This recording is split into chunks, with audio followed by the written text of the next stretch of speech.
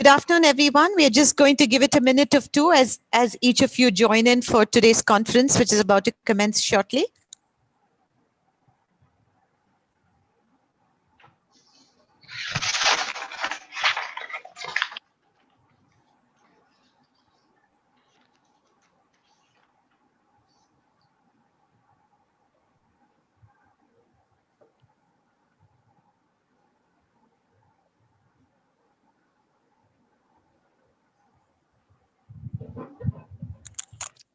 Anusha, could you just flash the house rules? I think, people can just start reading them as they're on.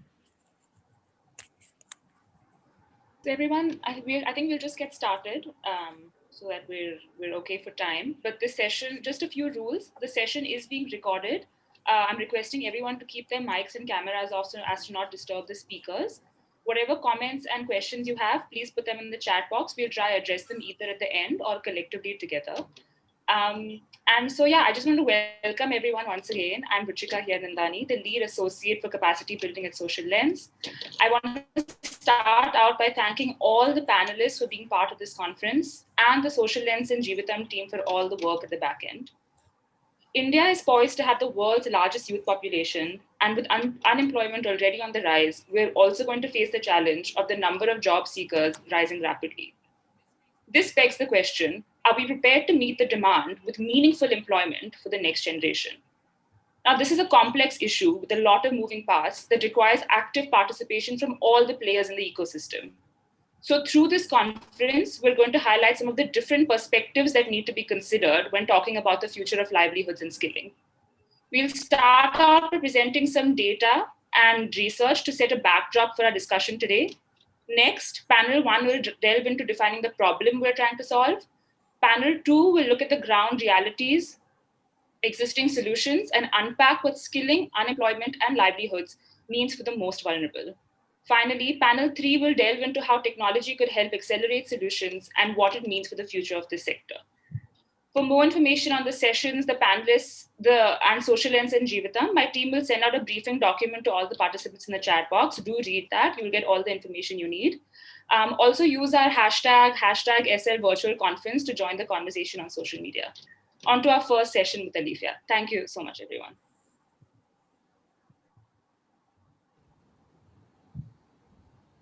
Good afternoon and welcome to the Social Lens virtual conference.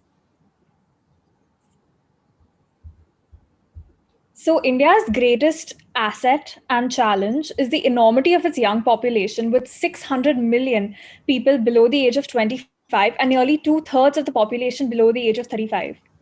This demographic dividend will be the defining challenge of the next half century and the key driver of growth and progress.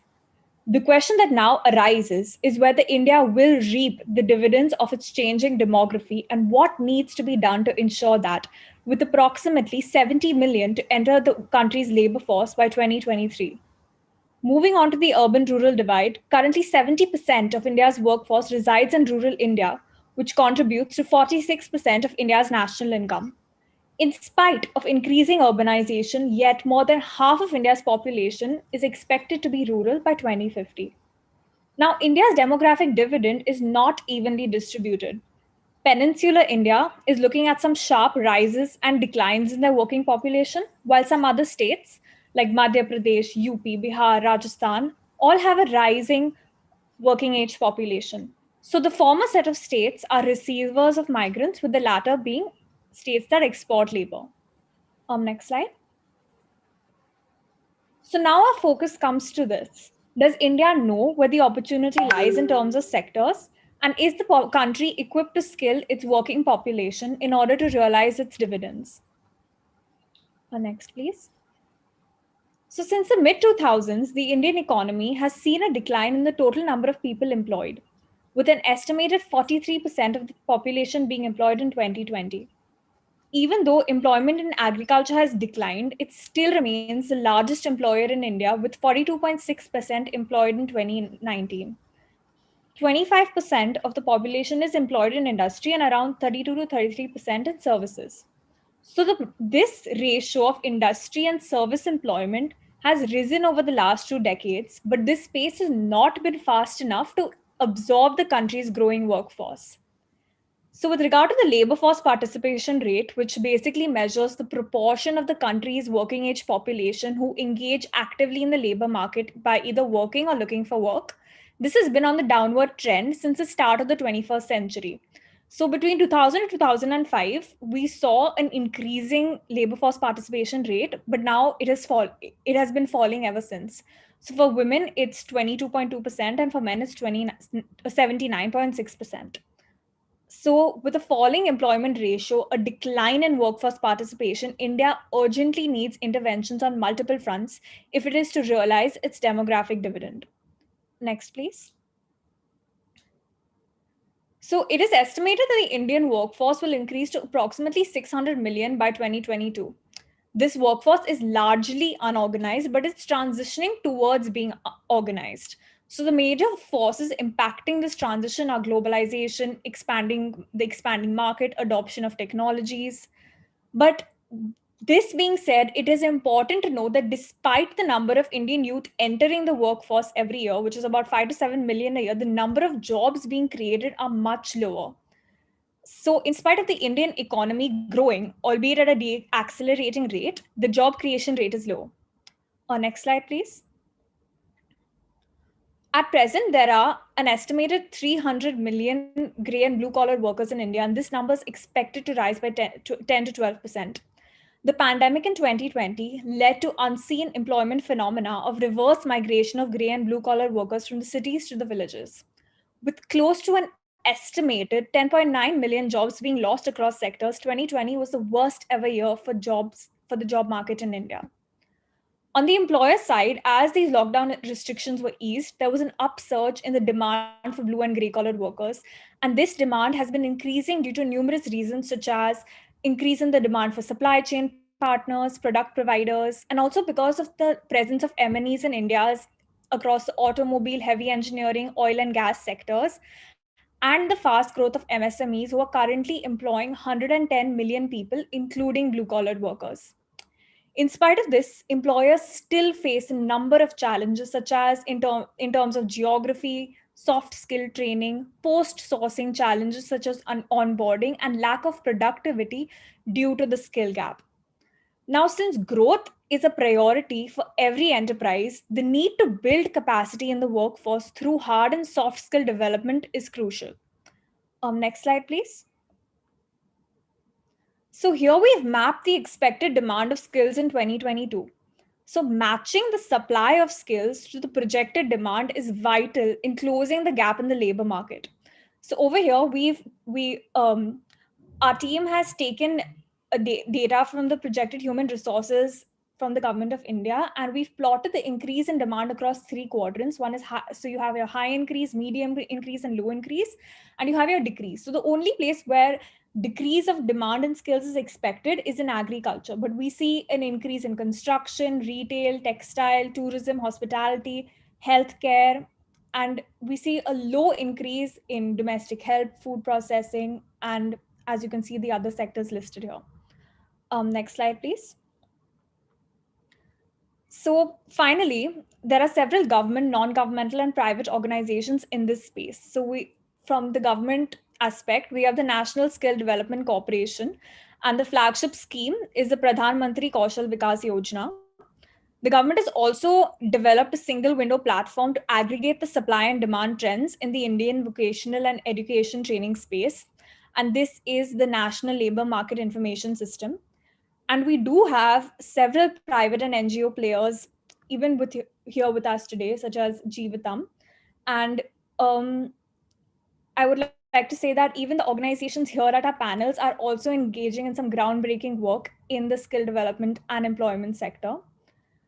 Finally, we would like to conclude by saying that going forward, there is a need to scale technological platforms that are more inclusive and invested in their efforts to train blue and gray collared employees to solve the mismatch in the labor market and realize India's demographic dividend. Thank you.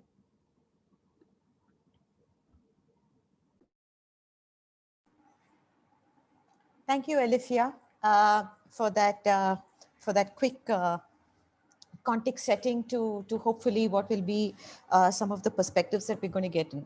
So good afternoon, everyone, and it gives me great pleasure to invite all of you here this afternoon to listen in from various perspectives, from work that's happening off the ground, as well as people who've been on the policy side, on the curriculum side, to understand a little bit more. I straight away want to jump into the first panel for the day, and I'd like to invite my team of esteemed panelists here, Dr. Sabina Matthias, who's a senior education specialist with over 15 years of experience. She's worked extensively with the NSDC, and her frameworks for gender at work, equity and inclusivity have transformed some of the occupational descriptions in the structure of Indian organizations and workforce training. Jagdish Acharya, who is the CEO of Paints and Coating Skills Council.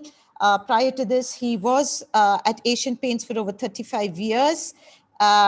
He was also the CEO at Jade Head Managers, a consulting company which is based out of Mumbai. I also know Jagdish from his philanthropic initiatives at the Social Venture Partners Mumbai. And finally, I'd like to invite Anuj Alfonson, the Director of Livelihoods at Magic Bus, who has over 18 years of experience in high growth sectors such as aviation, supply chain, logistics, management, vocational training, and education. He's also worked with the Don Bosco Tech Society as their Chief Strategy Officer. So all of you, welcome and good afternoon to all of you. Straight away, I'd like to jump into a little bit of what Alifia has already spoken about.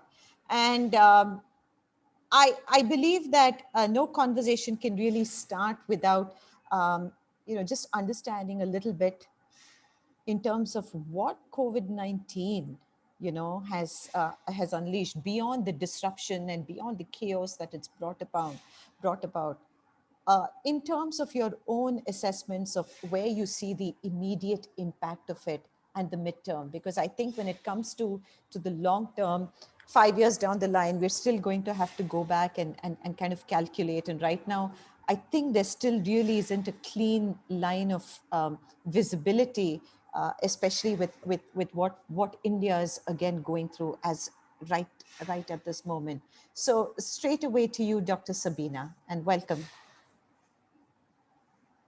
Thank you so much. That was one wonderful context setting, and let's hope that the rest of the panels can live up to the work that your team has already done.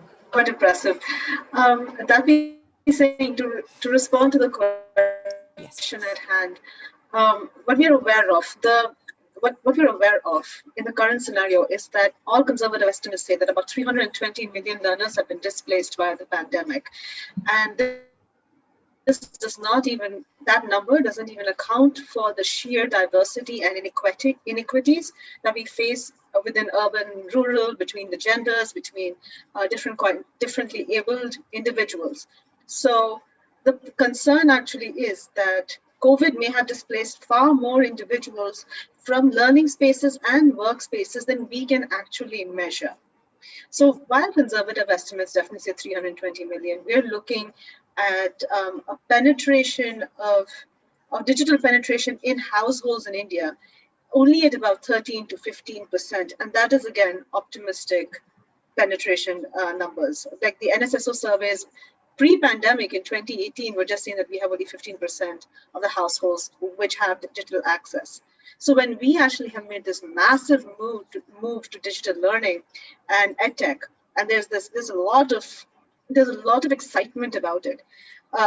The concern usually is that not only are we displacing individuals who already had trouble accessing learning opportunities and skilling opportunities, what has doubly happened is that we've distanced them through the inequities of digital access, of language, of region. And in fact, it's a very telling map when you start looking at the maps of India on how much access each of the districts have when it comes to just basic resources and infrastructure to even be able to deliver a lot of training.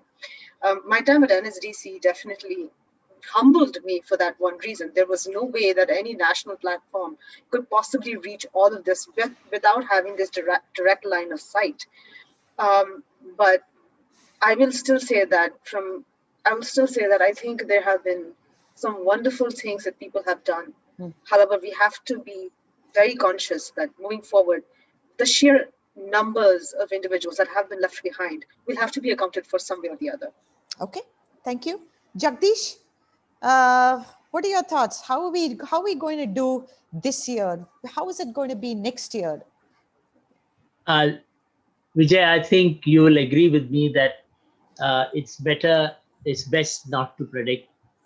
But what I see happening is, everyone is taking this one day at a time. And I think that's the right thing to do. And it's like, as if it's a huge ground and people are racing. And some of them have just got now they have got such a severe handicap which they had last year that they have gone back miles again.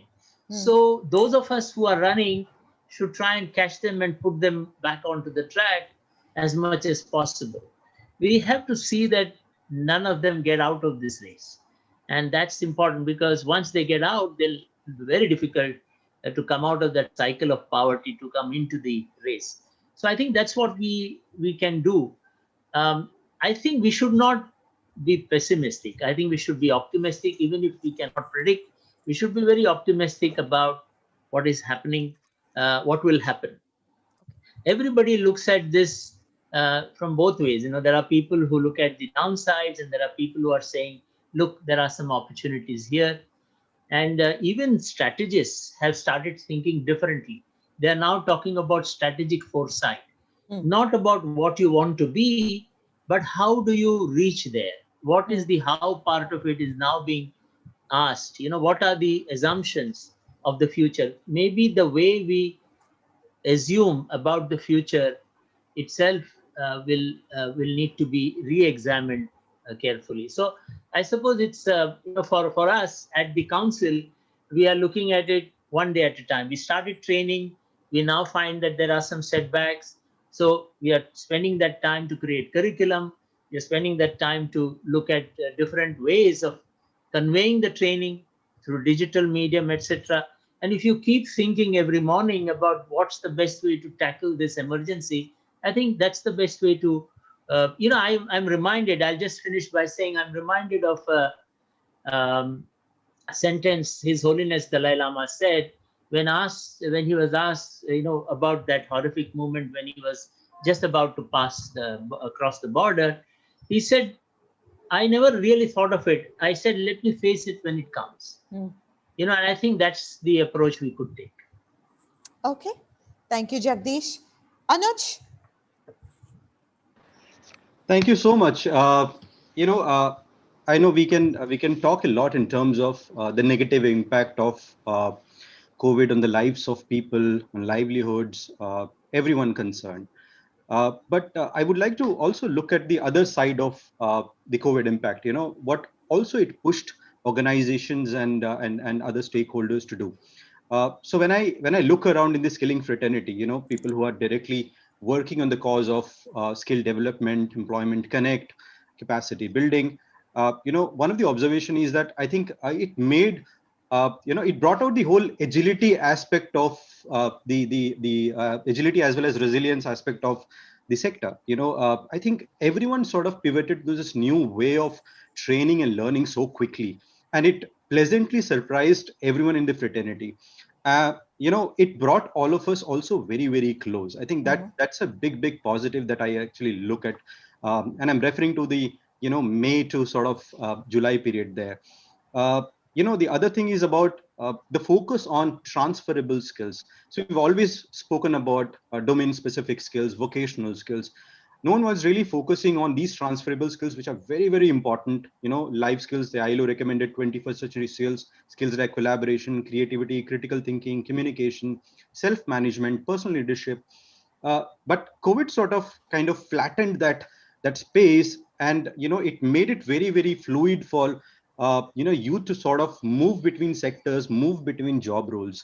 And as a result, we see organizations sort of picking up that learning curve and also bringing in a lot of life skills into their into their programs now. I think that's a big plus, because we are a big proponent of life skills. We only do life skills focused program. It was very heartening to see that.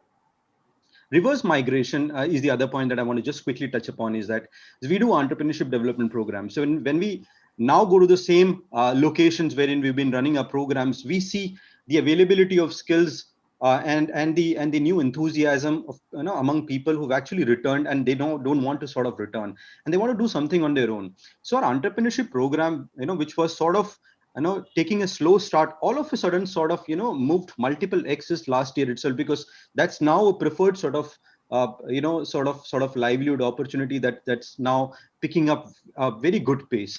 Last 2 points is, on one hand, we know that skilling is a very intensive sort of process, wherein we can move someone into the process, they come out after some time, and then but then when we compare that with the percentage that India has compared to the Koreas and the Japans, about 8 to 10% of the people getting skilled, I think we need a lot of resources, a lot of time to actually skill and look at the problem that we have, the mass that we have.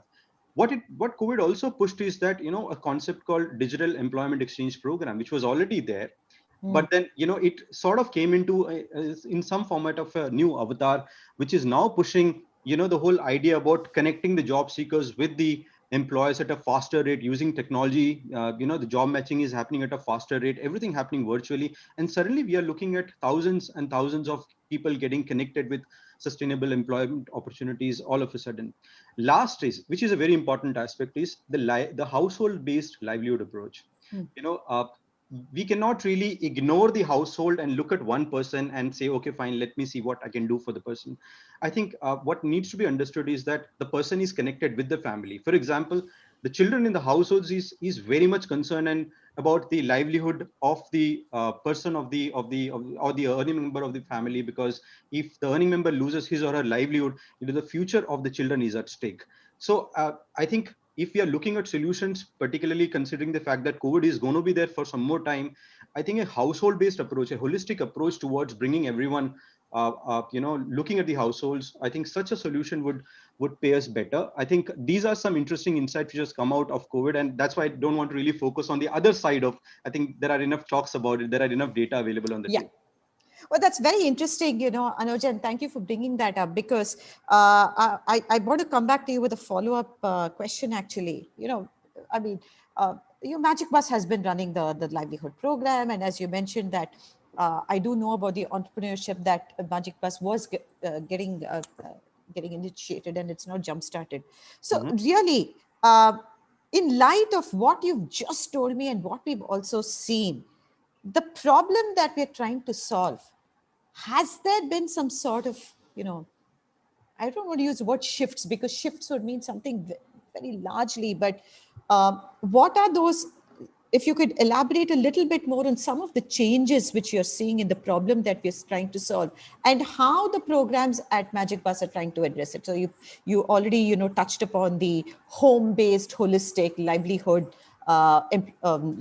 opportunity creation and so on. So could you just kind of elaborate a little bit more for Absolutely. us? Yeah. Thank you so much. See, I want to start with the household-based approach, because we, see how impactful it is. So we've been doing it for the last 8 months now. We started this back in around August, September time, and this program was not there before COVID. We were thinking about it that we have to probably look at a holistic solution for the family, but sort of COVID expedited that thinking, and a multi-pronged approach to multiple members for the family is always a better approach, because everyone is sort of linked under the larger program, and the impact that we want to see, I think it's more clearer from that angle. The other observation which is coming out, I don't want to really call it a very radical shift, is there was a time and there was a lot of PR done, a lot of advocacy done around getting skilled. Hunar hai to kadar hai, get skilled, get a job. Private sector, government sector coming together. Suddenly we see a shift among the same youth who now wants to probably, they want to look at skilling, but on the other hand they want employment now, because they are seeing unemployment all across, they're seeing underemployment all across, they're seeing families in distress, and that's not good. So what they want is there a program which sort of helps them get connected with employment opportunities, and then also the other things continue as a part of the process. that sort of gave birth to the, or you can say a new avatar of the Digital Employment Exchange program that I just referred to. We have NCS doing a great job. We have UNDP under the Disha, trying out few experiments, so that's the other shift that I just want to highlight. On the entrepreneurship front quickly, uh, like I said, we were taking time to kind of reach out and put batches together for the entrepreneurship program. Come COVID, and suddenly we were loaded with so many requests and people who now are very, very clear in terms of leveraging the local ecosystem and doing something on their own. And they not only want to just do for themselves, rather they want to kind of create or become job creators in the process. I think that was very interesting to hear from a 22 or a 23-year-old young men and women. So and we have more women coming forward to kind of start enterprises. Well, thank you for that.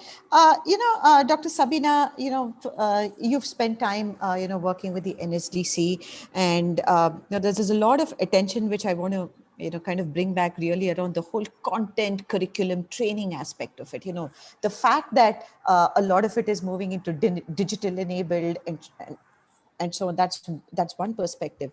But really, do we see this sort of one way to reduce the gap or bring in more convergence? Is there a need for us to also relook the curriculum? Are there new skills? Anuj touched upon these transferable skills. Are we also having to revisit? And I know that my team has, my research team has pulled out, some of the numbers and put there, but we also know that there are a lot of the sectors where we thought that there would be a demand increase has temporarily hit a road bump. Where do you see the content, training, and curriculum aspect, sitting here? I'm going to take it a little before touching the content and curricular aspect, because I think that content and curricula addresses needs first. And the one beautiful thing that NSDC and that ecosystem has done really well, the NSD-SSC ecosystem has made that ineffable, uncontestable link that the future of work is the future of learning, that the two cannot be separated, that how you work will be guided by how you learn and what you learn. So therefore, moving forward, there is the need to dynamically leverage both human and machine capabilities. There is no one correct or one absolute way of thinking about curriculum, about learning, about even capability. Competencies will need to move towards a user-based, application-based scenarios. And this is where we now struggle with how curriculum should be redesigned. Mm-hmm. Curriculum or student-centered curricula is particularly hard when you're thinking of it as a giant umbrella across millions of learners, etc. So what you can do at a very national level, at a very 30,000 foot in the air level, is set down the guidelines straight. So some things that we were able to implement very quickly in NSDC, and I believe it's still happening, is that on these transferable skills, we immediately recognized that collaboration, effective collaboration, communication, sensitivity towards cultural and political norms, and how that affects in multiple or diverse teams, how to work with the different technologies. So even coming up with the lifelong learning approach. Actually, that's not a bad term, lifelong earning and lifelong learning approach. Absolutely. Good slip of tongue there. But having that, yeah. So, having all of those things come together, that you cannot actually sit steady on credentials as what we once knew. So I believe that even 10 or 15 years ago, before the Skill India mission and the absolute PR campaign that went with it, Anuj very rightfully pointed out that there was a lot of advocacy actually that needed to be done in making vocational education, the professional education credentials, legitimate. We are still very academically inclined. There is still a lot of focus on getting that degree that is very BA, MA, BSc recognizable. So I believe that there has been a lot of momentum, which I believe at the credentialing stage, which I know that we're not even touching on, which is the assessment and credentialing system, which is so vital for making sure that students can actually transfer from one kind of learning system to another, to a third, and even move abroad with it.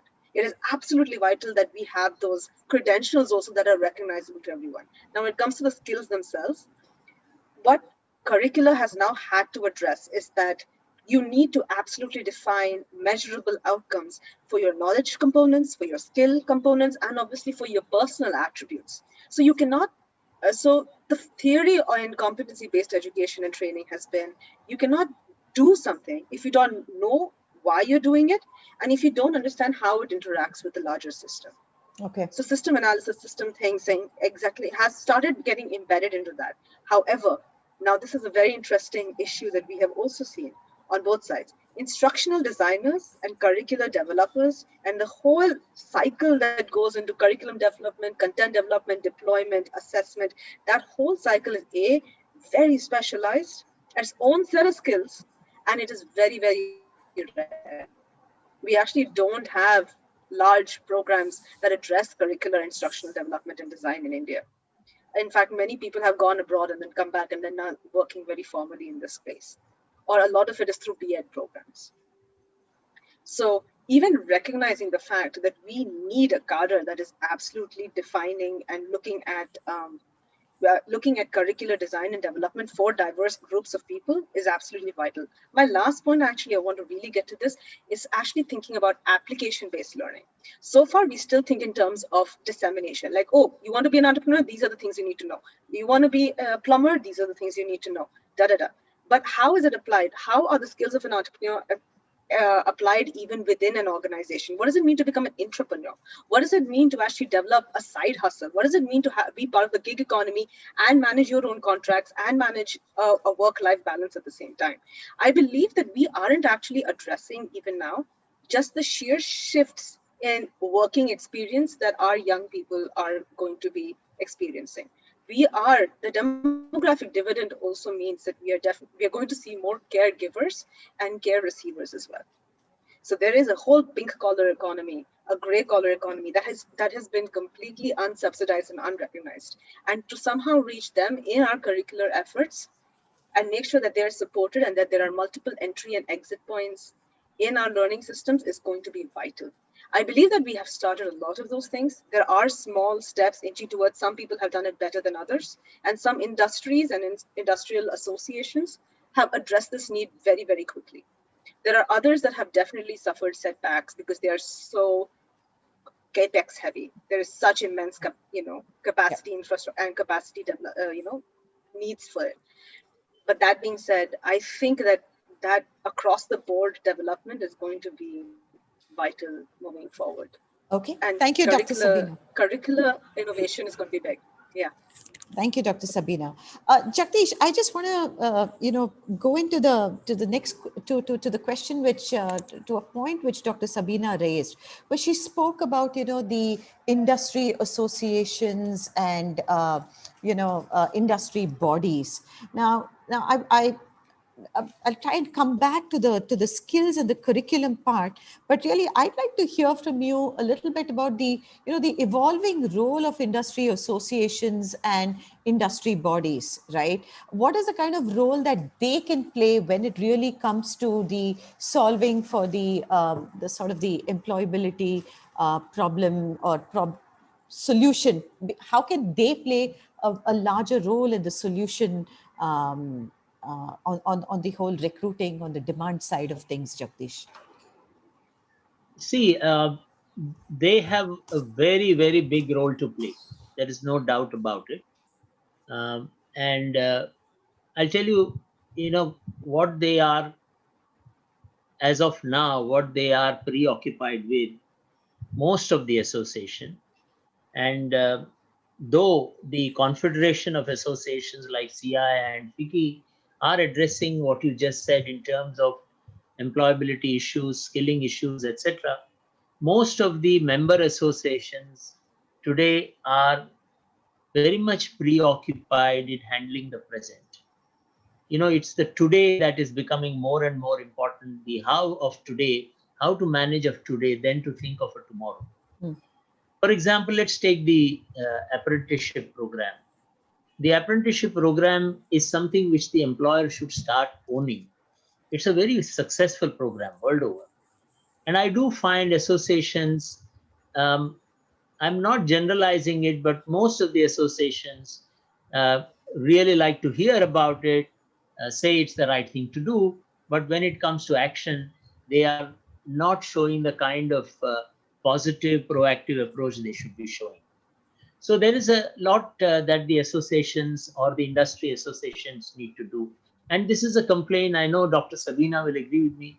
This is a complaint most SSCs have, that look, despite having the MDs and CEO of the large industries on their governing councils, they still find it very hard to get full industry participation.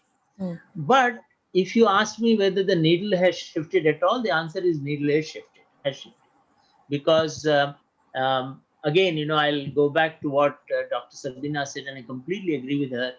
The whole ecosystem, thanks to the NSDC being the anchor, has changed the landscape.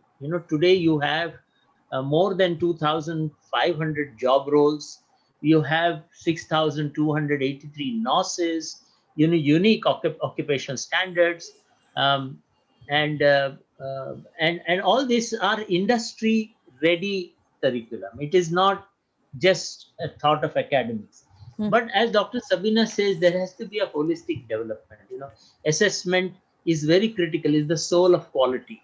If assessments do not uh, also follow suit in terms of keeping up to the standards, then the whole program may fall flat.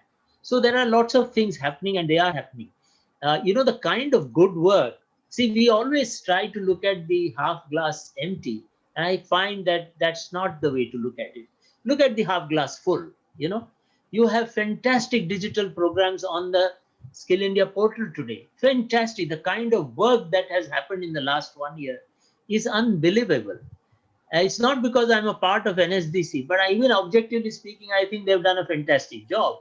The kind of initiatives rise due to RISC, that is the, on robotics, and, it's a thing by the government, Ministry of Information Technology and all, the kind of work they are doing, to motivate startups. So there's a lot of good things happening. And, but the needle has shifted, but there's a lot more that is required to be done. And that's where I feel uh, the problem we all have to understand is one of scale. Mm. We are such a big country, and the problems are so diverse and Yes. humongous Yes. that we always look at it as if it's a big issue. I lived in Australia for many years, and I used to tell them the whole of Bombay is Australia. Yeah. Can you understand the difference? Yeah. If you have the kind of population our country has in your country, and it can still fit in very well, I think they would cry horse and say, look, we can't manage this. Yeah. So I think we need to look at.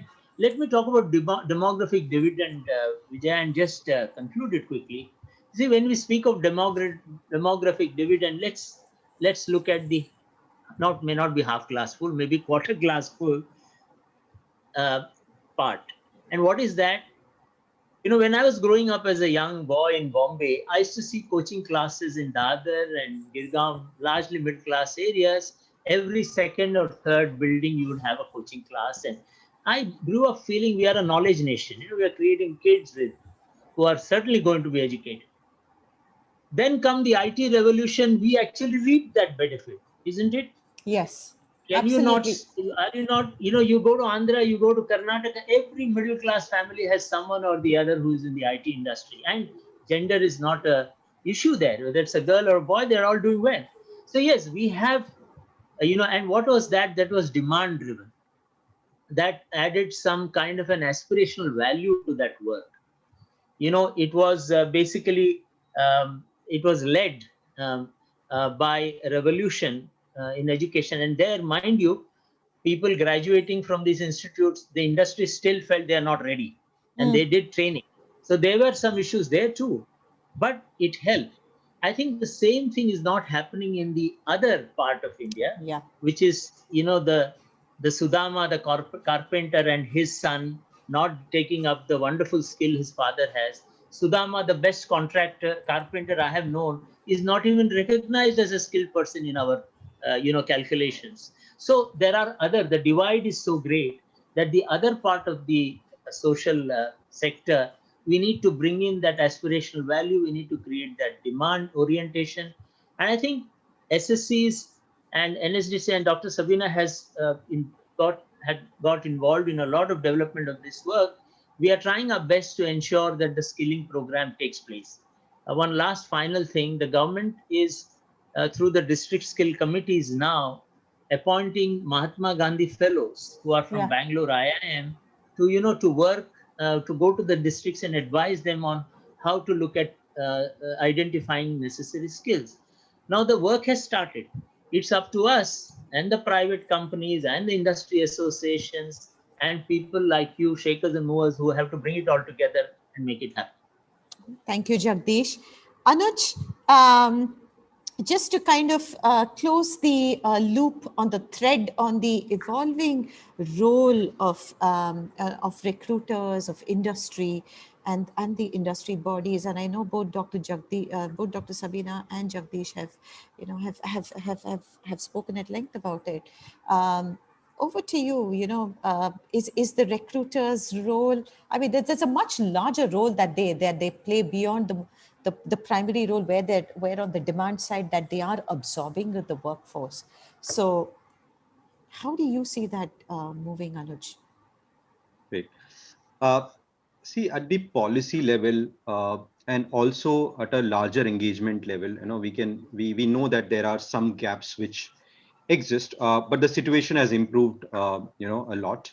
But if coming from the ground, because we've been working with employers, for a long time, and you know, uh, what we have observed in the last few years is that employers have become far more forthcoming in their when it comes to participating in programs, when it comes to participating, or you can say, traveling together as far as the transformation that we want to bring in the lives of young men and women. Uh, so there is some inhibition. There is some probably preconceived notion about that employers may not really always participate. I don't think that's true, because our best programs are co-run along with the employers as we Yes. speak. Yes. And when the employers participate, the quality of the program, the quality of delivery, the transformation that we want to see in the program, and also mainly in the beneficiaries that we work with is very different.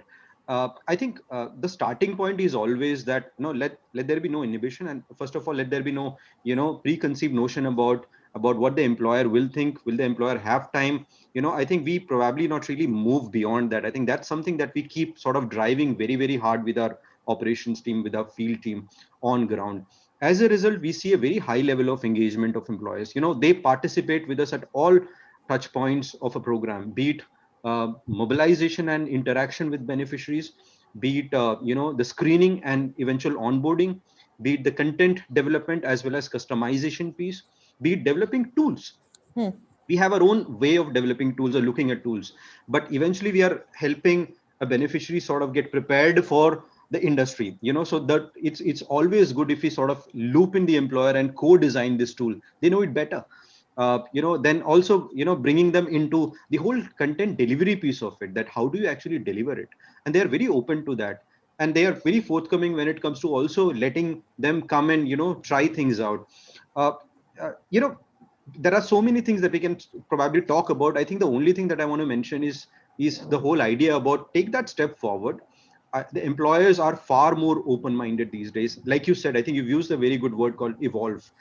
It's not the same as before. They have evolved. They understand that there is a larger problem which needs to be solved. If India has to become a developed country by 2040, and if we have to probably ensure that we leverage from the large working age population, I think it's everyone's job. It's not just NSDC or Ministry of Skills or Magic Bus's job. I think we all are participants to it, and we'll have to do this together. Thank you, Anuj. Just one last question before I then, transition this conference out to the second panel. And very quickly, I'd like to get, from each of you to respond to this. I think two things. We want to solve for problems at scale. One, of course, the collaborations have to be there. More importantly, we'll touch upon technology and solution, and I know that's going to come up later. I want to talk about capital. Everything calls for capital. We need huge amount of capital, and I think all of us here are very, very, we understand and we recognize the contributions that corporate CSR is making towards that. There's there's money going in, whether it's on the training, on projects, and on programs. But I want to look at it a little bit larger, Dr. Sabina, Jagdish, and Anuj, and very quickly, should we also start looking at, larger new structures of philanthropic capital, blended finance, where there are bonds, bonds, impact funds? Do you think that kind of capital infusion, and all of us recognize that India is a country with large numbers, so the capital also required is significantly large, which has to go beyond traditional grant funding and really look at blended finance and so on. Since we're running out of time, I don't want to delve too much, but I definitely want to understand, as people who are, experts in this field, who've been trying to solve for the problem at scale, what is your opinion on it? We'll start with Dr. Sabina. I'm going to keep it short. As much as possible, I truly believe in matching funds, because I do believe that there should be governance from industry, from the people who are beneficiaries, as well as those who will be implementers in any fund management structure. So I believe, I think there have been a lot of innovations in that field. There are some that are like career impact bonds. You obviously have development impact bonds, but career impact bonds are very specific for Yes. beneficiaries, and they're managed with a very specific outcomes approach. So I Yes. believe that there are more and more innovations coming through, and there are more philanthropies willing to invest in it because they're seeing an SROI. And I Yes. think that is something that we all, as collectively, as a community, committed to skilling and livelihoods, do need to start thinking about our SROI a little bit more holistically. Because right now we really think in terms of just that final placement number, Yeah. and that's it. But Yeah. it really has to be about household improvements. You have to think about household engagements. You have to think about community development and investments. So I really think that theory of change, along with a few more matching governance-based models. And again, I cannot stress this enough. The collaborative governance of these funds is going to be critical for success and buy-in. And this is just something coming from a lot of experience. And Mr. Jagdish will agree with me. Getting the industry to stay committed, they have to see that ROI. So we need to start being Yes. able to communicate it better in clearer ways. Yeah, that's Wonderful. my two Thank you. cents. Wonderful. Thank Yeah. you. Thank you, Dr. Sabina. Yes, Jagdish. See, I was listening to Ms. Safina Hussain of Educate Girls, and they Yes. have successfully worked with the bonds. And what she said has stuck in my mind. She said this impact measurement is very important. Yeah. You've got to understand how to get the impact or the measurement part of it correct. So service providers in the development bond need to understand that impact measurement is very important, and impact has to be very focused. So they have that role to play. And I'm sure they are up to it, because many of them know their theory of change, know the Yeah. impact it brings about. And I think that is something that is already there. The second part is the impact investor, risk investor. The risk investor is there because he's getting some return, so he will always be available. And I think he's quite that way, more materialistic than anybody else. But that's fine, because he knows there is a downside to it. It's the outcome funders or philanthropists or foundations who need to have a larger heart, who need to have an act of faith. And if you are wanting to rope in companies or corporates, then it has to start at the board level. Mm. It cannot be, I want to do this project because I like this concept. I like spending money on the school. It has to be a strategic philosophy. It has to be either in the area of education. We were involved with Magic Bus, and we said, look, they are creating livelihoods through education. And it was some fantastic experience as Asian, when I was working for Asian Paint we had. So I think they have to be committed. That outcome funders, though we have large number of philanthropists, I think that spirit of doing it for a greater cause with an act of faith, and that saying that, look, doesn't matter if it doesn't work out, I'm ready to give that money, that is slightly missing even now. Okay. Okay. And I think the corporates are there. There are some great companies. I can name quite a few of them. And there are some great service providers who are tackling this problem very well. And for them, the impact bond should be there. The last is the evaluators. We need to have good evaluators, Vijay. You are one of them. You got to have good evaluators who can measure impact. So these Yes. four people have four roles to play. And unless they all play their role well, impact bond will not become a reality. Absolutely. Well, thank you. Anuj, last 60 seconds. My timekeepers are hounding me behind the camera. Yes, I Anuj. get that. Yeah, yeah. In fact, Mr. Jagdish and Sabina, they've already shared a lot on the subject. Just a couple of quick points. One is that money is not going to come easy going Yeah. forward, particularly for skilling, because now I think there is a global realization about how important health and environment is. I think a lot of money is going to really get channelized there.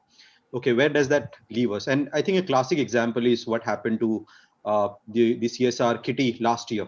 The moment COVID struck, PM cares came, everything got moved there, and a lot of NGOs, I think this year they're going to struggle because of non-availability of funds, who have been doing great work in the area of skilling. I think one realization, two things which is very important to is that improving the quality of program is more than it's required, really required more than ever. Unfortunately, when I speak to the fraternity, theory of change about a program and many framework are things which probably is not really gone deep into the programs, even at the teams level. I think that's not a very happy scenario. If that is not the case, then what quality are we talking about? How do we sort of improve quality? Second is that we will have to figure out sustainable way of funding. We will have to look at students or candidates sponsoring themselves. You'll have to kind of strengthen that, and also employers coming forward and bearing the cost. I think we've been talking about it for some time. It's time that I think there's a larger push to these two concepts. I want to sort of conclude here. Thank you, Vijaya. Thank you so much. Well, I think all of you are right. I think collaborative governance is important. We already see that coming together in the donor consortiums across the ecosystem. I think outcome based. I think having that results framework, which is actually going beyond placements and whether people have stayed in the job for the first 45 days or 60 or 90 days, but really how is that translating into the economic value for the at the last mile. I think, Dr. Sabina, you're absolutely right. And yes, I think this is food for thought. And hopefully, with the social stock exchange looming ahead in India, we actually can see the flow of capital and the structure of such products, which actually allow for us to solve for the problem. Well, I've run out of time. And so thank you very, very much. I am so thankful to the three of you for being here. And in the short time, ideally, we should just have 2 hours to talk with all of you. But thank you very much. And I will now conclude this panel and hand it over to Havovi Wadia, the Chief Executive Officer at Save the Children India, to invite her panelists, Priya Agarwal, the founder at Antarang Foundation, Meenakshi Nair, founder at Itasha Society, and Balakrishnan Bala at Vritti, to really bring in the whole ground perspective now. Over to you, Havovi. Thank you very much. Vijaya, thank you. What a great starting panel that was. I think just really high quality inputs from all speakers, and a wonderful 30,000 feet view of this changing scenario and how the demographic dividend will be impacted, hopefully, by the many initiatives of the stakeholders. So Bala and Meenakshi and Priya, welcome to this panel. I think we've got just a great, just a great stage, and just a great foundation on which to have base our discussions. I'm really happy that our conversation for the next half an hour will focus on bringing to light some of the more ground realities of this so-called demographic dividend. People between the ages of 15 and 59, which by the year 2036 will be 65% of the Indian population. We all know that this demographic dividend is shifting across the states in India. It doesn't accrue across the whole of the country at the same time. And I know that Vritti, Antarang, Itasha Society, all of you are working in very different ways with this, with those who in many ways possibly get left out of reaping some of this dividend. And I know that the work that you do is critical for those stakeholders. So I just thought we'd start over with just a first question, just to all three of you, which is just to understand what role it is that each of your organizations is choosing to play in building this demographic dividend, and why skilling, employability, and livelihoods are so important to your mission. And Priya, could we start with you, please? Sure. Thank you, Havobi, and it's a pleasure to be here. The previous panel, like you said, sort of set the stage for a lot of things, and especially Dr. Sabina Matthias really spoke to the exclusion that's happened over the last 1 year. So if you really look at how we view the demographic dividend, 422 million young people today in the country in the 15 to 29-year age group, half of them actually don't even complete school, right? So we are talking about all of those young people who actually are not even beginning at the starting line equally. So we're talking about young people who absolutely do not have the ability to even participate in the race, let alone completing the race or compete in that race. So what Antarang does really is to make sure that at least all of the young people that we're talking about, and everybody in the previous panel talked about scale, right? How do we make sure that we give young people the tools, the skills, as well as the mindsets to at least have them start together at that finish line and be able to compete? So how do you ensure that this section of population continues to stay relevant? Because for generations they've really been excluded from the kind of quality of goods and services that the rest of us almost take for granted. So that's really how we look at the demographic dividend. And really, at the end of the day, without employment to complete the whole education process, and employment and incomes, right? Whether it's employment or whether it's entrepreneurship, right? To incomes to enable social and economic progress, really, what are we talking about, right? What are we talking about when it comes to bridging the gap or reaping the demographic dividend? Thanks, Priya. So really for you, it's not really about employability or anything else. It's really about the capacity to engage, to generate an income, right? To generate, yeah. Meenakshi, could we move over to you, please? And can you just share with us a little bit about why this is so important for Hitasha Society? Thank you, Havovi. At Hitasha, skilling, employability, employment, and income generation are at the core of what we do. We work with the community as a whole, and we work with youth for employability, vocational training, and placement. We work with adolescents in schools, primarily government schools, because that's where the bulk of our the youth who are entering the workforce come from. So we work with them while they're adolescents to do life skills for them, to do career guidance, to provide them counseling, to help, to give them remedial education, to ensure that they complete schooling, which is so critical, to really get anywhere, and to help them, the whole community, get out of the poverty cycle. We also work with older women and help them with, coming together as groups or as individuals to set up their own enterprises. We do skilling, we help them become self-employed, we help them become an enterprise as a group. So in a sense, we have a whole ecosystem approach where we are working with different segments as well as with the larger community. We work with schools, we work with teachers. We also do adult literacy programs for older women. We also do digital literacy for the men, everything focused to get the community to value achievement and skill, which is based on our, belief that there is a lot of potential in these people, in everyone has a lot of potential. They just need the right opportunities and the nurturing environment to reap, for the potential to be unleashed.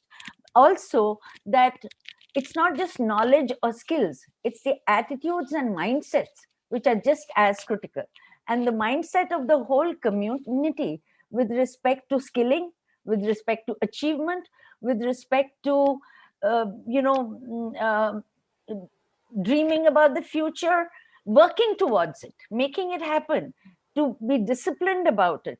There's a whole lot of mindset issues, which include also things like not just valuing the college education, but really to value skills, which is also not about just valuing government jobs, but to value work and income and employment, opportunities, and work towards with a longer perspective for success. Yeah, So, sure. There are so many different people that you engage with, right? It's not just, let's say, the 15 to 18-year-olds. There's just a long list of people who require employability and skilling support. Thanks, Meenakshi. Bala, we heard just a few minutes ago that 70% of the workforce is rural. And then just a little while before that, there was a slide that said in that four quadrants, the one sector that the demand would decrease on is agriculture. I'm really interested to know how you would relate what Vritti does to those two different data points, and what you'd say about the importance of skilling, especially for the rural for our rural populace. Sure. Thank you, Hawaii, and thanks for Social Lens and Jeevitam having us here. Really, I think we are discussing very important issue here. Why actually as a Vritti we exist, which is, as all of us know, or many of us here, why we are actually doing and contributing, which is the many social problems exist, which is we know poverty, inequality, marginalization, and their vulnerabilities. And also they have low capabilities and unable to raise their voices, and it is actually growing year on year, day by day. And but there are, to address all these, as I think we all know, that there are solutions exist, but these are all isolated and verticalized. But how do we, and also not reaching to lasting impact, and as organization we believe, and we can actually bring in, we enable, and we become a system integrator, and we integrate solutions which can actually transform these issues and challenges to make it reality for them to become there won't be any poverty. And how do we improve their marginalization, and not only doing for a bit of merely income, but we also do through the wealth creation and building resilience. That's a kind of approach which we do across the vulnerable population with whom we work.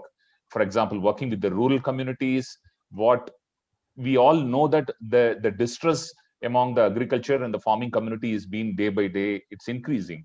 They have been leaving job or leaving agriculture, and they have been moving towards urban. It is also required because there are number of people doing agriculture is also more. How do we improve the efficiency and bring in more employment opportunity there? And we are looking at it, how do we shorten the value chain, then more and more the value addition, processing, everything can happen within their vicinity. Then we are able to also create more number of employment opportunity for the rural folks and the farming communities. They don't need to actually go faraway places to actually look at their livelihoods. This is what we have been, not only for the farming community, as we also work with like fisher folks, the women fish vendors. This livelihood is also not being treated as a dignified livelihoods. The younger generation who are coming in, it is a traditional livelihood.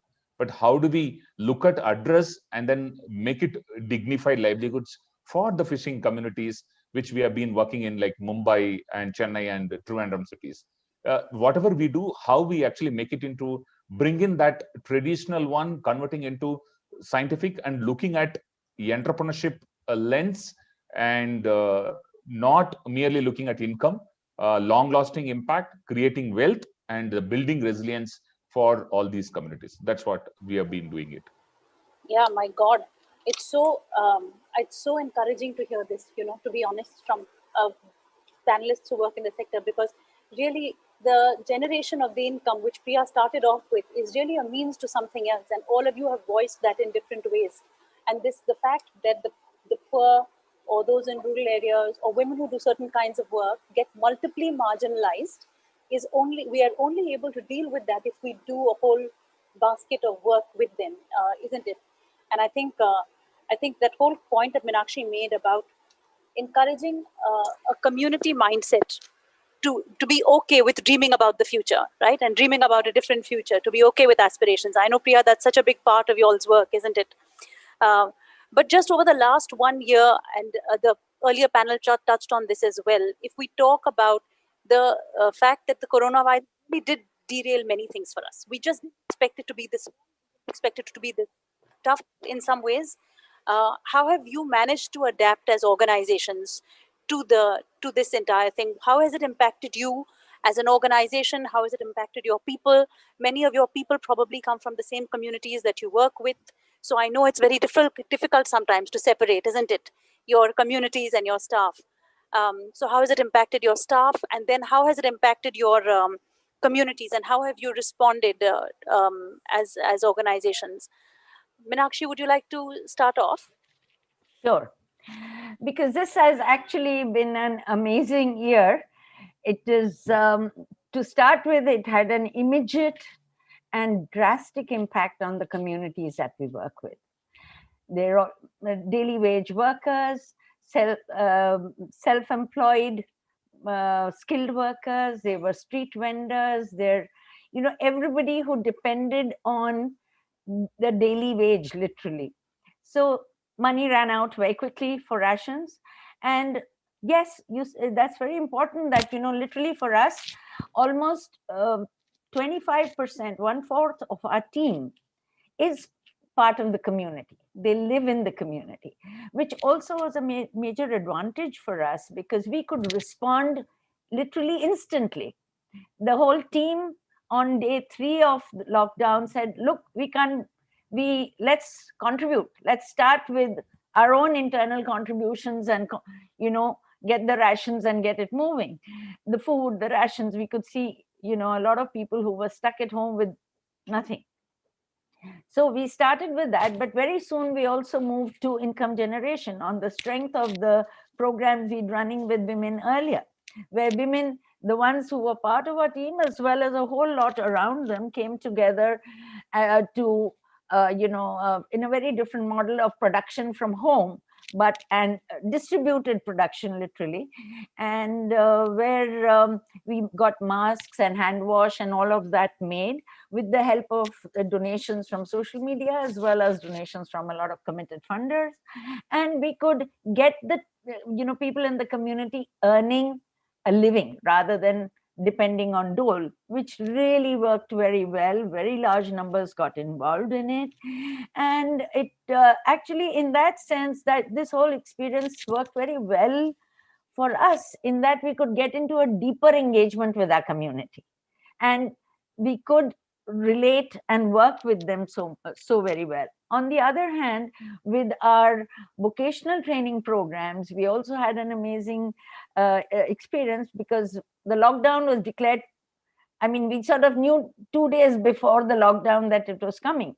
So we could get each of our training first team, everyone from the training team, issue laptops from the office. And so we could use that 1 month of lockdown to pivot and recreate our programs to make them usable online. So we converted all our vocational and employability skills programs for youth, for employment linked programs, as well as for the school adolescent children, the life skills programs. We digitized and made them all online deliverable. So by May itself, we restarted our job linked programs and we could get back our trainees into placement. And not just the trainees, we could also get people in the community who had lost their jobs. We could get many of them placed in earning and employment. So that also worked well. It helped us become more agile, which we trained ourselves to work with a medium which we hadn't done before. We also started using Zoom meetings very effectively, so that through this crisis period, the team connected very well. Also, were constantly in touch, and the teams become stronger. We've been able to get larger number of people in through our programs. For the school programs, we could, to start with, only work with children who had access to smartphones, which is very few. So we got smartphone donations happening and eventually started a smartphone library. So we could enroll more and more kids in our programs. Then we also started a helpline for the counseling and guidance that we do with adolescents and youth. So we created new programs. We moved, the resilience and agility with Anuj also talked about is something that we found in ourselves, and we could move with that. And yes, all in all, it's been a very, very stressful year, but it's also been very satisfying. It sounds like it. Sounds like it. It sounds very satisfying. And more power to you all. Bala, how did it work with your stakeholders? It's a very different stakeholder group than Meenakshi is talking about, isn't it? Yeah. How did you manage? Yeah, no, one is, I think, as I also agree with Meenakshi, I think one, this pandemic is also taught as organizations certain learnings and individuals, plus our communities, how we need to also build more resilient communities, which is in our model, it was there, but we realized, I think, what we have been doing, I think we need to do much more on what we have been doing it. Yeah, the focus, which is the rigor, which we need to bring in the resilience building.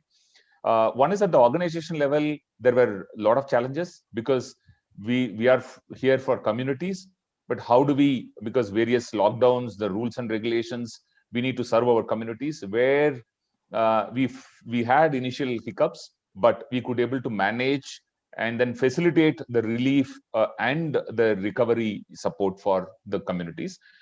And we also learned, one is, as an organization, I think technology which we have been using, but earlier we want to meet physically always, but this taught us we don't need to spend more money to visit any of the locations. You can do it, certain meetings, through online. I think these are all some of the things. It's also helping organization to improve efficiency post the COVID, during the COVID as well.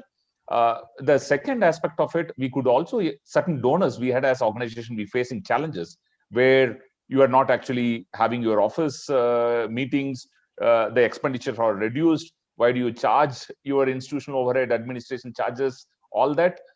At the same time, some of the donors very, very supportive, how you can actually underspend money, how you can actually use it, or you want to use it for your corpus, can you actually use it? I think that is a kind of the support which we got from some of the donors. And this, and then more organizations also which we could able to mobilize, which is because of the relief and the recovery support, we are able to expand our partnership portfolio. That is one which we as organization. But the community, one of the thing is about essentials are allowed when we working with the rural folks, especially with the farming community.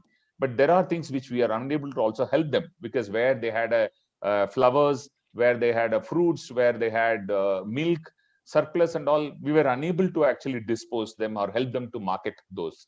But during the journey, we could able to help them where there is a consumers are looking for essentials.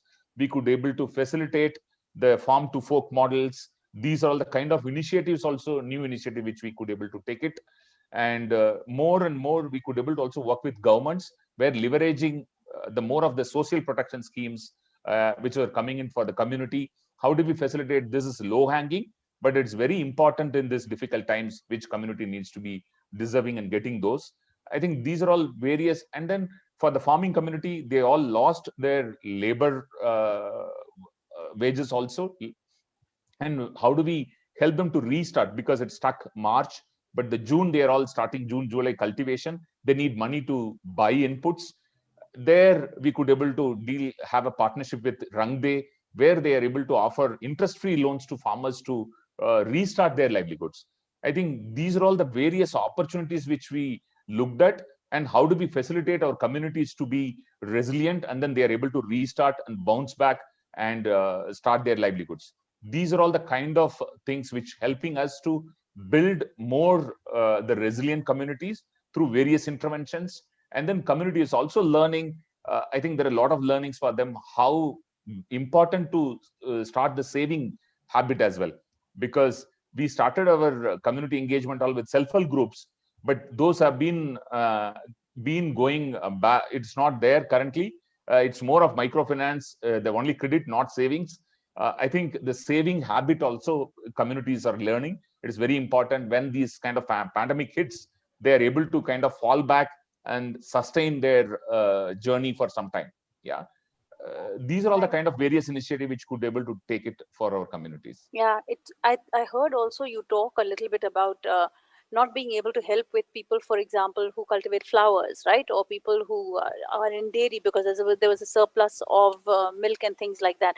I think it's also really important for us to do that, isn't it? To just reflect on what we're not able to adjust for during times of crisis. And Priya, you're working with such a specific age group, and there are so many ambitions and aspirations, and there must have been so much more to deal with other than just not, I don't mean just not placement, but one is there's no placement, but there's so much other stuff happening with this adolescent age group. How did you manage? Sure. So I think, Havobi, extremely interesting observations by Meenakshi and Bala. And like Meenakshi said, as an organization, it reinforced our agility, it reinforced the young team and the learnability, high learnability as the organization. As Bala said, the resilience of the communities came to the fore.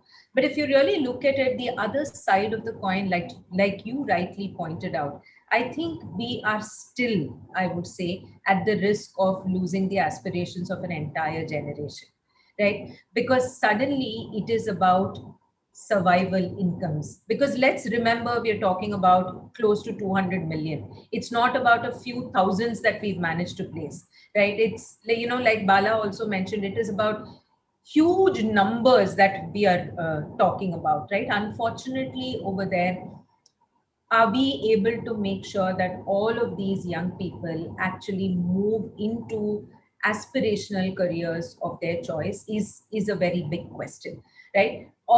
Very often, they are pushed back into survival and livelihoods, right? Which means that we're keeping that gap alive. We're not really, working towards bridging that gap. I think that became very, very evident. COVID shone the light over there. If you look at, we work across all government schools in Bombay, Pune, Udaipur, and now Goa as well. And if you look at it, we are able to access no more than 50% of all of those students. Let's remember that a year of education lost for this population is probably going to set them back, not just by this 1 year, by almost 5 years. So which means that organizations like us, which have been working, government schools that have really been working very hard to bridge this academic gap, are now again pushed back. So there is, like Bala mentioned, it resonated very deeply because I think all of us as organizations immediately got into recovery mode, into response mode, then moved to recovery. Now we are sort of rebuilding and reimagining what it's going to look like. But in that reimagining, a huge percentage, I do believe, of time, effort, resources has to, at least the way we are looking at it, is to almost make up for that lost 1 year or 1.5 years, or we don't know how much longer right now, right? Because this whole digital way of education, it has been self-selecting, which means that even within that hierarchy that we were already trying to break, there have been other hierarchies. All of those kids who have access to digital devices, who have access to data, and who have access to the internet are still okay, but they're just about okay, right? And what about the rest? So in that whole reimagining and rebuilding, closing this gap and then starting afresh, it's almost like a reset that needs to get done, and then starting afresh.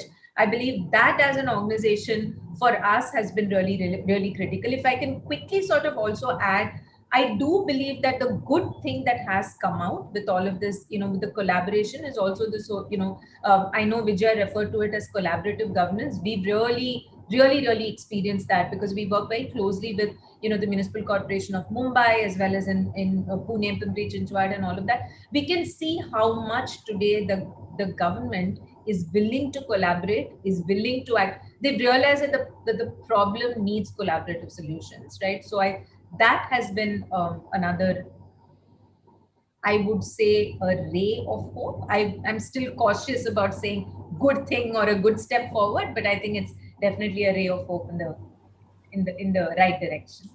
Yeah, such I don't know what to say, Priya. It resonates so strongly. Everything that you're saying about the struggles and about the exacerbated inequalities, and I think that I think we should really touch on that really before we wrap this up, which is that there has been inequality. That's why organizations like us are in the field. That's why we do our jobs. But this past year has exacerbated that in exponential ways. Can't hear you. Sorry, can't hear? Is that better? Now, okay. Thank you. So it's just, it means for many children, we put it down as, 1 year of schooling lost, for example. But what does that really mean for a child in a home which is a first generation learner's home, right? And we will see this, the impact of this for many years to come. I just wanted to just check this with you guys. What does it mean now to say that employability, skilling, livelihoods, these should be inclusive domains? What does it even mean in the current, in the current context? Priya, do you want to just start off? Sure. So I think the whole inclusive, see, it takes two to tango, right? We are baking the cake so that industry can eat them. It's literally like that right now. But I do believe that we've been, for far too long, the way it's worked is that, industry has said, hey, this is the flavor that I want. These are the ingredients that you can use. It needs to come with an expiry date. But you know what? Once they come in, we may want to extend the expiry date. So the ingredients that you use need to make sure, you make sure that the ingredients are capable of holding up, right? But instead now, inclusivity truly means that can industry actually meet these young people halfway? Jagdish in the earlier panel referred to apprenticeships. But really today, can industry look at themselves as having the capability of this oven with certain presets, so that, when young people come in with different abilities and truly live that their diversity manifesto by saying that I have different presets and I know how to make sure that they are truly developed so that it will work for me, and I can keep that flexibility of how I'll be able to absorb them even in the future alive. So really taking the load of technical training, building relevance, right? Off from education, from the education and skilling space, and truly meeting this space halfway. So unless that sort of symbiotic relationship exists, to my mind, we'll always have this struggle of mismatched expectations. And Meenakshi, what would your views be on this? I have a rather different approach to it. I mean, to expect industry to, seriously take on high cost options for things which they can get cheaper in the context of a labor surplus market, I don't know if that will happen.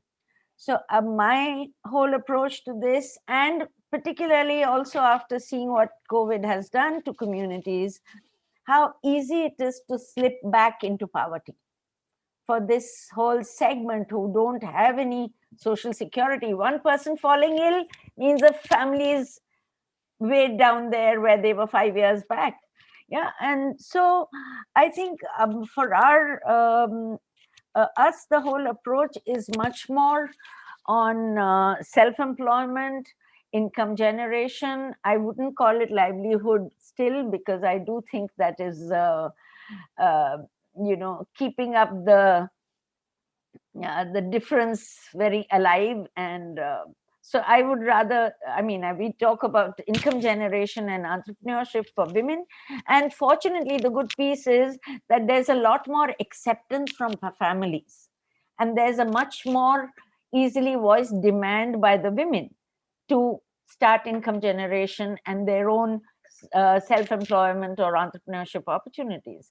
So I would look at self-employment and entrepreneurship for youth, young girls and boys as well as women, and really push that. So where the dependence on employment and cutbacks from employers is not so sharp. Thanks, Meenakshi. And Bala? Yeah, no, for inclusion, for Vritti is about, we are looking at always is about the family approach within, when we work in the, like, it's about the farming community, we are looking at farm, farmer, and then family. Yeah, we cannot differentiate. It's about, everything is about the family is working in these livelihoods, largely in the traditional livelihoods. Yeah, but the pandemic is actually given for all of us, is that this pandemic is very deep and it's wide, and also it is long-term impact it is having. Yeah, and we feel it is collaborative efforts very important. multidimensional disciplinary teams are very important to address these challenges. As at Vritti is part of the larger group, it's Catalyst Group, where we initiated this COVID action collab. Yeah. And you see the community with whom like Vritti was working, only like it's about fisher folks or farming communities or the nano entrepreneurs. But now we are looking at the migrants population. We are looking at street vendors. We are looking at like sex workers community, transgenders. The many communities have been affected very badly post the COVID. Through this collaborative, which is the COVID action collab, which Vritti can actually contribute, these communities' livelihoods also can be improved. And alone as a Vritti, I cannot actually serve all these communities. But already there are organizations working on the ground, working with this community. How do I actually bring my capabilities or my strength to them, add joining hands with them? That is what we are like, how do we synergize and augment and then accelerate the impact through this collaborative effort, which that's what the inclusion which we are actually looking at it, the post-COVID. That's awesome to hear. I think it's if we had to decide one word to close out the panel with, we decide that it's a hope for more collaboration, isn't it? That's what we've all learned this year, that none Absolutely. of us on singly can make it, but we desperately want to change things for a whole set of people, and that will only be done if we work together. Just one last thing I think that I want to pull out from this discussion is that what we've really learned is something that we were taught in the early 90s, isn't it, about vulnerability contexts of people, that we want to help communities and individuals be successful against shock and trauma and seasonality. And here we are right in the middle of that, and we are seeing exactly what we need to do to build that up. So here's hoping that all of us will be able to move towards greater resilience as individuals and as organizations and enable that for our communities. And thank you, Bala, Meenakshi, and Priya. It was an honor to moderate this session. I'll hand it back to the Social Lens team. Thanks, Ovi. Thank you. Thank you, Bala. Ovi. Thank you, Priya, Bala, and Meenakshi. Thank you so much for being part of this. I just remember the point about affirmative action, which Priya had spoken, and how essential it is necessary in terms of whatever we do, that we move towards that. I'll now move to the last segment and hand it over to Ruchika, who will really talk about the disruption and technology. Over to you, Ruchika. Thank you, Vijay, and thank you so much, Havobi and panel too. It was great to hear about the work that's happening and how we're looking beyond sort of livelihoods to income generation and longer term wealth creation, resilience, sustainability. And I think what came up a lot in both the first panel and the second panel was the sheer scale of the problem, right? And we felt that this discussion, we'd sort of be remiss not to include a discussion on technology when we talk about the future and scale of sort of any problem, and especially this one. And to shed some light on this, I have Sridhar Seshadri, who's the co-founder and CEO at Jeevatam, which is a tech-based platform looking to close the employment gap. Sridhar, we've all sort of become accustomed to having technology in our lives in some shape or form, whether it's our private lives or work lives. And we have seen the application of technology in this sector through agri-tech, ed-tech, even virtual reality, AR, concepts that we didn't think would be part of the sector are becoming part of the sector increasingly. But there's still this sort of fear, or this lack of approachability that people feel when you mention, technology should be part of your program, or you should consider technology to be part of the solution. So I want to understand from you in more of an overarching sense, firstly, how do you define this technology disruption, this concept that we keep talking about, and what do you believe is the role of technology in this sector when developing solutions? Good evening, Ruchika, and I've been listening to the conversations before this. Super interesting, and I got some very perspective about this. On the part about technology, there are two ways to look at technology. One is by itself, and second is using it. Any technology is only as useful as you use it. So I know there is a lot of fear about what is this technology about, how will it help me, etc.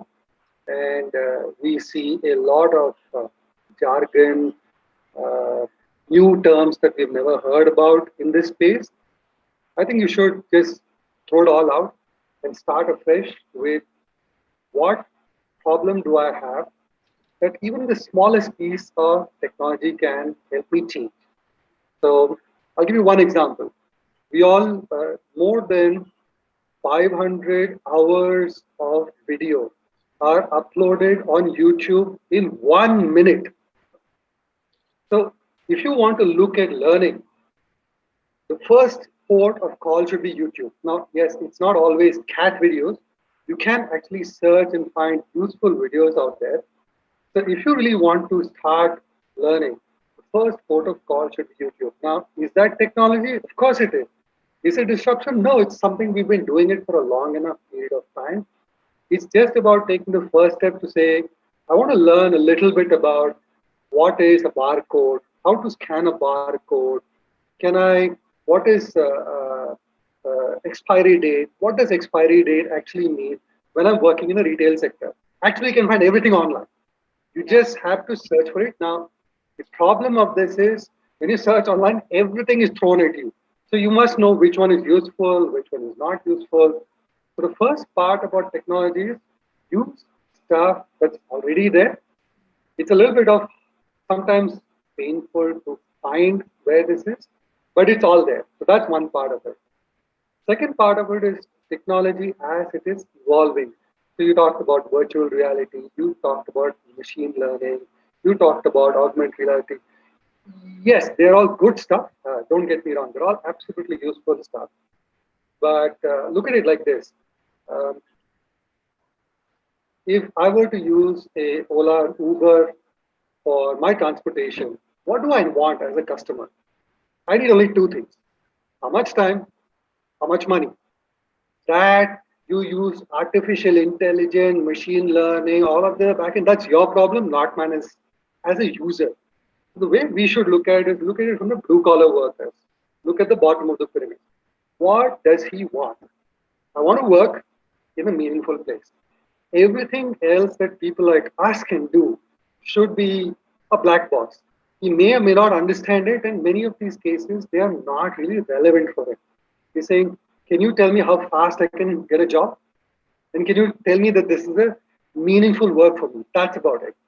So around this, people like us, not just a lot of people are trying to do something around machine learning, around artificial intelligence, around learning using edtech and so on. So you have to separate the two. 90% of the work of technology is already out there. Just be creative. To be creative, go to Google, search for stuff. You'll find everything. Then comes the bigger opportunity, which is longer term, generational, which is about artificial intelligence, about machine learning. But then you need to speak to not just people like us, but people who really understand technology and the future of this technology as well. Right? So my advice to everyone, when in trouble, go to Google and ask a question. You'll find an answer. No, fair enough, Sridhar. And I quite like that you said, go back to the building blocks, go back to the simple part of it. When we look at technology, I think it's always, like a race. We're like looking at the last mile. We're looking at the last mile of technology that we're looking at, rather than the building blocks, the basics. Even something as something as simple as using Excel is using technology. And I think if that conversation or the way that the psychological shift around the way we think about technology changes, then I think, that fear sort of will subside.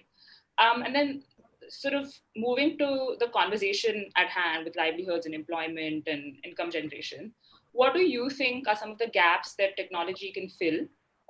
And how do you think technology can be used to complement the existing solutions, some of which we've heard as part of this conference, and solutions that already exist in this sector? Got it. So technology can do both, which is look at frictions and challenges in the current space and try to solve for that. But technology, more importantly, can completely create new opportunities that did not exist. I can give you a few examples. So when I joined the workforce in '94, the total number of people in the organized workforce was around 3%. At 2020, one generation later, that number was just 10%. So it took us one generation to move just 7% of the working population from the disorganized space to the organized space. Organized space is slightly better in terms of social network, skilling, longer term opportunities. The disorganized sector is completely out of this. You can move from 10 to 20% using technology. So hiring, for example, across the country, at scale, at a meaningful way, can be solved using technology. Historically, used to have hundreds, if not thousands of people, scoring people, trying to get people to come into the organized sector. You can do that in a click of a button today, right? From applying for a job, to upload a document, to study this online, then come to this office, work for work. All of that can be streamlined completely. So that's one part of it, which is how do you move that 10% to 20% as fast as you can. Technology can do that, and later on I'll explain some of the interesting things that we're doing there as well. The second part, we must also acknowledge that end of the day, if we go from 10% to 20% after one generation, we lost a generation. So the more important question to think about, what do you do about the balance 80%? What can you do? And how can technology help out there? So I heard, Vritti also sharing that about how can you look at livelihood beyond jobs and the organized sector into the micro entrepreneurship space. I want to be an entrepreneur. I might be by myself, or I might have two people working with me. The real question, can I make this into 20 million? And can technology help me do that? Actually, you can. So there are many ways that technology can do this. So somebody mentioned briefly about street food vendors. So there were more than 1 crore street food vendors pre-COVID. When COVID hit, they were the first to wrap up back and go back home. In a lot of cases, they left their pottery wherever they were and just took the baggage and went off. Now, even now, only a small percentage of people have come back. Now, how do you bring that 1 crore people to livelihood, which means 4 crore families were dependent on income from that? And can you use technology to quickly reverse the damage created by COVID? You can actually do that using technology for training, for licensing, for onboarding, for connecting to supplies, to getting customers and marketing. You can do everything using technology. So what you can also do about the balance 80% is bring them on board as fast as you can, but also use technology to create opportunities that were historically not there. So both of these are possible. So for me, it's about use technology for both. Make 10% into 20% as fast as you can, but don't forget the balance 80%, because if you lose a generation doing that, a lot of people will be outside of the ecosystem. Try to bring them into some part of it as well. I think that's a really important point, because as we leave people out, as people are excluded, sometimes the longer term impact of people getting excluded goes on for multiple generations, which it then takes, an exponential number of generations to recover. So I think that this combination of the way you described it, of moving the existing solutions along while innovating is and I think this brings in the point that everyone's been trying to bring about collaboration and working together, and have multiple people working on the solution rather than just one. And so as a behavioral scientist, I always go back to the human aspect when we consider even technology. And so I wanted to ask you, sort of, how do we ensure that technology doesn't erode the human aspect of employment and the livelihoods problem? I mean, Priya spoke about people wanting aspirational careers and not just basic survival. So how do we ensure that people's needs are at the front and center of solution development at scale using technology? Got it. So there are a couple of points you raised in that question. The first is survival versus aspiration. For us, I think first thing is, thanks to COVID, I think the first priority is unfortunately survival. I think you can look at aspiration once I know that my next month rent and my school fees and my next 30 days of food is taken care of. If you can't get there, aspiration is out of the window. So for me, the first way to look at it is try to get as many people into survival mode as fast as you can. Okay, that's the first part. And like you rightly said, the longer you are out of the earning ecosystem, the worse it becomes. And like you said, to recover from that, it might take a generation. It might impact you in just a year, but the recovery might take you 10 years. So first, focus on that. Get livelihood as fast as you can, get survival up and going. So that's one. The second way to look at the second part of it, which is around aspirational. So, we're all white collar people, well educated and things like that. I was a chemical engineer. I started my career in a bank. Then I moved to a technology firm. Then I set up a restaurant.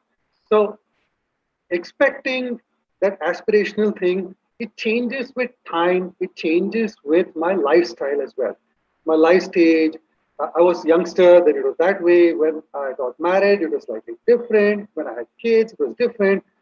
Now you apply the same principle for aspirational work for the blue collar and the vulnerable segment.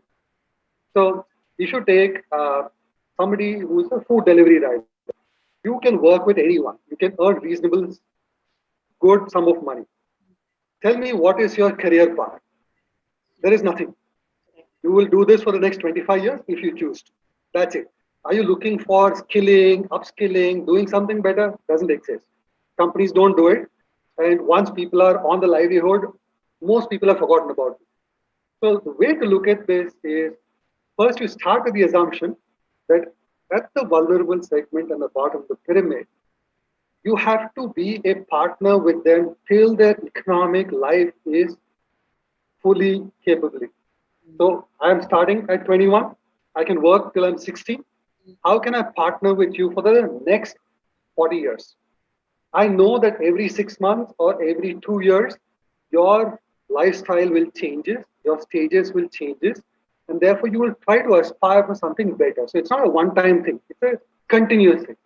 Now, if you look at it from that perspective, okay, you are just out of college, you did not pass college, you want to do delivery, no problem. You can earn 30,000 rupees a month in Delhi, go for it.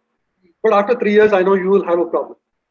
Too much of on the bike and too much on the roads, fumes.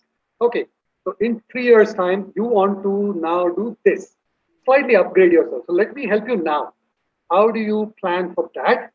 And how do you now save for that? So you want to now get married, for example. Okay, so you need some money, got it. You need to have maybe a rental capability for a better house because you're now two people together. Sure, let me help you now. So while you're doing food delivery, let me help you save. But after that, you don't want to do this, right? You have somebody else to go back home to. Can't be, Friday, Saturday night till 1 o'clock in the morning being delivery. Okay, let me give you 5 opportunities now. So let me tell you how to kill yourself. It might take you 6 to 12 months in advance. Let me help you there. So the way to look at this is, first, help them to survive. Because the longer you wait, the longer the impact to recover. Then second, don't look at aspiration as a one-time effort. Look at it as a lifetime effort. And now start thinking, how do I encourage this in a seamless way? Remember, they may not know what they not know, which means they do not know that you can stop this, move to a taxi company, can stop that and become a travel agent. And after that, you can become a life insurance agent. They may not know that. So A, encourage them. Second, give them the path. So both of these you have to do side by side. No, absolutely, absolutely. And I think this sort of seamlessly fits into my next question. How does Jeevatam fit into the whole ecosystem, and why is technology at the center of the solution, of your solution and the change that Jeevatam is trying to drive? So there are a few things that we are trying to do differently, I think. But what we seek to do is fairly straightforward. We want to be the livelihood partner for him for the rest of his life. End of story. How that will be, leave it with us. Initially, it might be about job, then it might be a second job, then it's a job plus part-time work, then it's a micro-entrepreneurship, then I set up my own business. It could be many things over the rest of your life. We want to be a partner with you for the rest of your life. So that's the vision that we work with. To enable this, there are three things that we have to look at and do. First and foremost is, now I heard that to all the panels, and we strongly believe in that, which is partnership. When there are 600 million people in India dependent on this, no one person can do it, not even the government of India. Yeah. So it becomes very, very hard to do this. How do you do this? Work with hundreds, if not thousands of partners who all get the same benefit of technology. So our entire focus is ecosystem. Always work with the ecosystem. Use the technology to help them do 10x better. Can I do that? So this is one thing that we truly believe in. So we partner with everyone here. Try to do very limited stuff ourselves, and we stay completely focused on technology, which we understand. So that's one. The second thing that we try to do is look at this segment and do not create hurdles for this segment that we do not automatically understand. So as an example, there are 900 million people with smartphones. Sure, but how many of them actually have Gmail account? Only a small fraction. So the entire app and the web ecosystem is still largely English-based. We are, of course, going to languages and things like that, but the hurdle for them is substantial. So the second thing that we should look at this, it has to be audio, it has to be languages. I can go 100 kilometers in any direction from Bangalore. The cuisine changes, the dialect changes. So everything that is English-based becomes harder and harder for people, especially for the bottom of the pyramid who may struggle beyond a few words in English. Even if I tell him you can earn money because of this, they still don't know what to do to get there because the hurdle is a lot. So the second thing we have to do is it has to be audio and languages. So that's the second. The third and the most important thing for us is you have to look at a 360-degree solution for the blue collar workers. Like I said, if you look at him as a customer, as a human who has to be employable and earning money for 40 years of his life, you have to adjust your model to know how things changes with time and how do you use technology to enable that. So I'll give you an example. So if you become part of the Dividend, let's say livelihood plan, then there are many, many communities you can become part of. Some of them are generally meant for youngsters. Some of them are meant for middle-aged, older people. Some of them are meant for women. Some of them are meant for people who are in their 50s. So depending upon your requirement, your life stages, you can actually switch between one to the other or do both. So I want to work from 8 o'clock in the morning till 4 o'clock with a pizza chain. From 5 to 7 p.m. or 5 to 8 p.m., I can work for a food delivery company. So I earn a little bit more. So you have to create a technology platform that this 360 degrees. How can I help you earn slightly better? But how can I also help you earn for the rest of your life? So these are three things that we're trying to do with Jeevitam. Thank you, Sridhar. I think this was, I mean, this word has a sometimes negative context, but this was extremely practical. I think that looking at the lifespan of someone's sort of employment and job and sticking with them throughout their entire process seems almost like a simple but really innovative solution to the whole problem. So, thank you so much for bringing that up, and thank you so much for this entire conversation. I know we've run quite far on time, but all the conversations were so interesting. So thank you so much, Sridhar. I'll just hand over. Thank you so much. Thank you. I'll just hand over to Papya to do the closing remarks quickly, and then we'll be done. Papya? Over to you, Papya. Thanks, Vijaya. Thanks, Vijika. I have been hearing the whole of a conversation, and I must say this session should have been a longer one, because after every conversation, I was left with the feeling that I want to know more, and this was wonderful to know. So for me, the place that I'm coming from, I can only say that the last 5 years, there has been an immense amount of work that has happened in the skilling and livelihood, whether it is the foundations, whether it is the social sector, whether it is industry bodies, whether it is the skill associations. Everywhere that we look at, I think there is a strong intent and there is a strong set of work that is happening. And we are, as a country, very, very lucky to have not just leaving it not just to government and joining hands, creating collaboration and creating bodies to take it further. There is a long way to go still, because while we are so proud and rightly so of our demographic dividend, the truth still stares at us in terms of unemployment and poverty. So, while we spoke about a lot about inclusion and how are we looking at people who are not able to complete their education and are left behind and not even joining the livelihood sector, I have another point, which is actually what about the people who are going for further education and what is happening to them? I was really surprised when I was with Airtel and I was doing traveling, and I used to go to retail stores and I will speak to people and I will find that they are MBAs.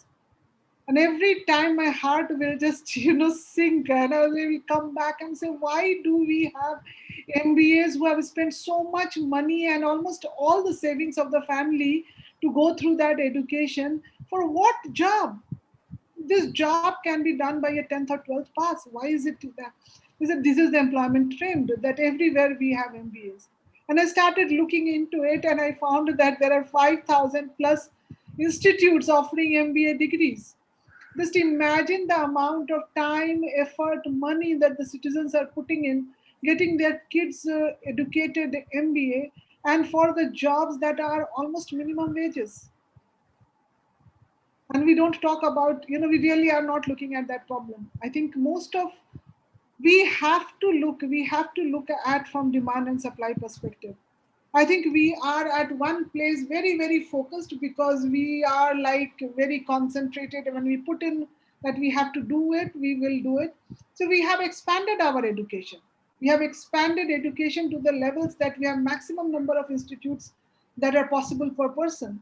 But then what are these education institutes for? What are they creating? Are we really using the demographic dividend that we have? Even from the educated people or the millions, 10 million people who get graduate in some form or other from the different institutes. That is something that we need to look at. I think it is the time of all the forces to come together, because we need to understand what is the demand and then create the workforce accordingly.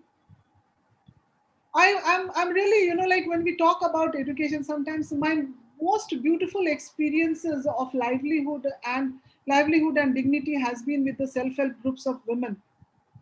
If you look at their education, they may not have much to boast about. But when you look at the kind of work and the pride they have with the work, it is so beautiful. So first of all, we need to get clarity as a nation, as the bodies, that we need to work on what is the purpose of education. Is it dignity? Is this dignified livelihood? Is it jobs? It is good citizenship? What is it that we are trying to create? And education sector itself cannot just create it.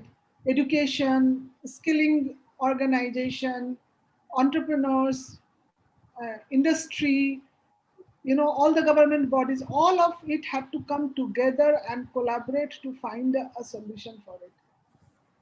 But in the sake of just creating more education, please let's not go in a situation where the jobs that can be done by a 10th class pass out are done by MBAs.